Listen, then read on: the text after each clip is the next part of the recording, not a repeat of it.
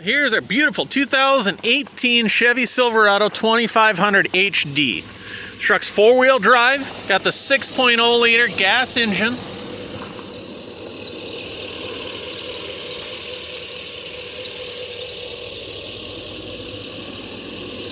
Of course, as you can hear, everything is running great on it.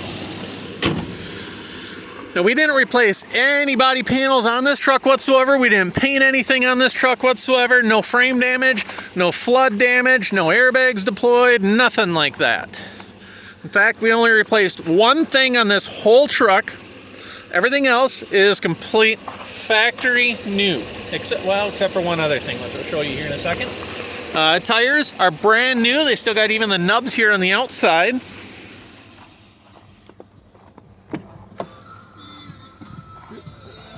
Shut the radio down there.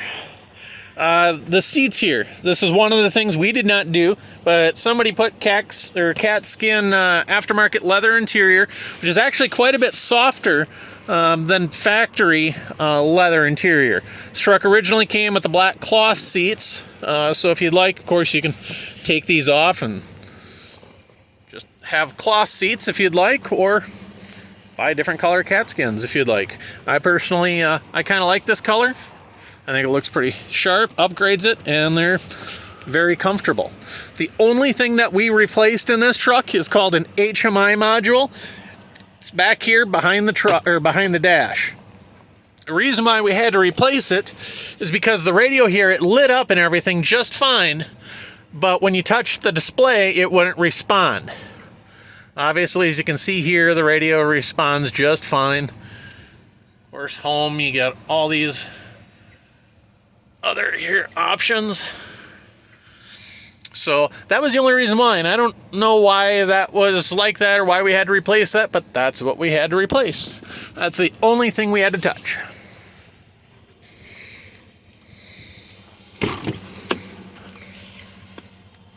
Truck's very clean here. Of course, all four tires are like brand new. Actually, they are brand new. They're not like brand new. They are brand new. We do have the tow package here.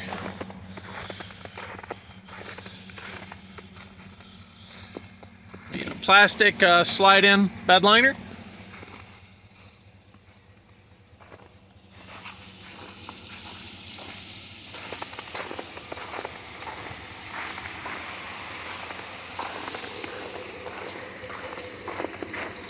I'll show you inside the wheel well. Of course, this truck's got about 50,000 miles on it, so you will see some dust just from average daily driving.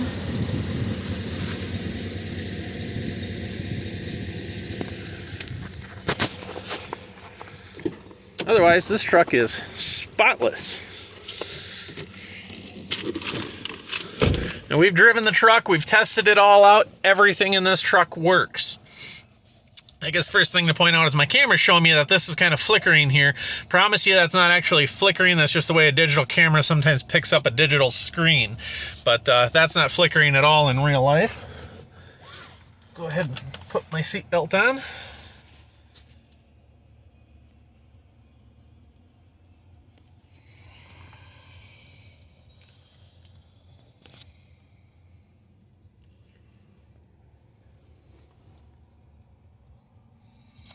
We've driven the truck around a fair amount, tested everything out, everything from four-wheel drive to radio to heat, AC, everything in this truck actually works.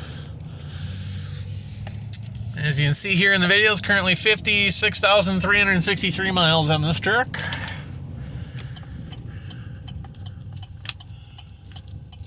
And a lot of people question us on the salvage title process here, because a lot of people, there's kind of a myth out there that in order to get a salvage title, the only way is to get, like, you know, whatever number you want to use. Everybody's got a different one, say 50, 60, 70, 80% damage to the vehicle. Let's say a collision, train hit the side of the vehicle or something like that. So if this truck clean title is worth $40,000, a lot of people think this truck needs about, say, $30,000 worth of damage in order to get a salvage title. Well, that's absolutely incorrect. That is a way to get one, yes, but that's not the only way to get one. So what can happen is sometimes, you know, let's say I go over to that gas station over there and somebody left their vehicle running keys are in it. I just jump in the vehicle and drive away with it. They can't find it. Cops can't find me. Of course, what's the owner going to do? He's going to call the insurance company. He's going to declare the vehicle a total loss because the whole vehicle's gone. Not 1 cent worth of damage on the vehicle because I just jumped in it with the keys, and keys were already in it, and I drove it home.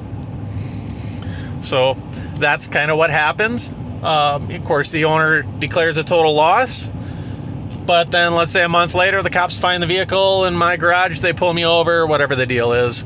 They arrest me. And then at that point, the vehicle goes back to the insurance company, owned by the insurance. Well, the insurance company is not a dealership. They don't want the vehicle. So, of course, they already totaled it off because they paid out, let's say, $40,000 on the truck. So, of course, they're required to give it a salvage title. Now, I don't know if this is a theft recovery or not. Insurance companies do not give us, a Bible history or anything like that.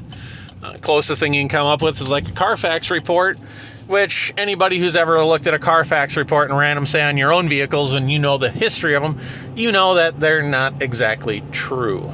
They give you some insight, but not always true. You can have a vehicle its entire life, and it'll tell you it's got 4 owners. Not true.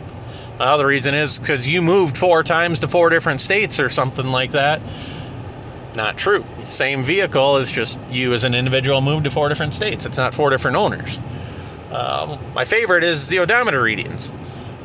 If you take this vehicle into a GM dealer, of course, they're going to write down the miles. They're going to log it. But let's say 6 months ago, 5,000 miles ago, I ended up taking it. I don't know, say I did a title transfer, I wrote down the miles, but the state system is so slow that by the time the state ends up processing the title, the miles has now gone farther than what GM, of course, just reported. So you get a lot of odometer discrepancies and whatnot. So you can only really take anything with a grain of salt. Obviously, Carfax does not actually physically come out and inspect any vehicle whatsoever, so they're just going off of what digital information they're finding out there in the superweb. And of course, as we all know, everything on the internet is absolutely 100% true. Just kidding. But back to this truck. Runs and drives great. Needs absolutely nothing. Oops, let me turn the cruise back on here. Drives straight. No weebles, wobbles, noises, or anything along those lines.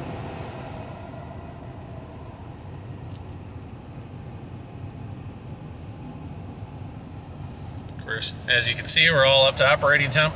I guess if I can get my camera here at the right angle, you can see that the display is perfect. It's just when I kind of get back here a little bit in the shadow, it gets goofy, but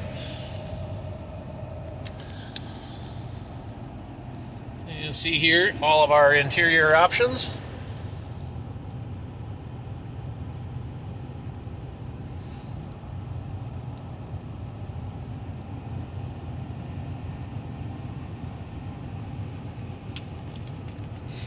And again,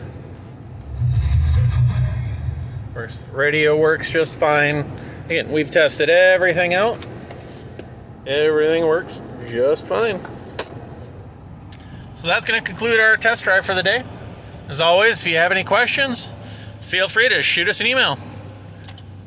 Thank you very much and have a good day.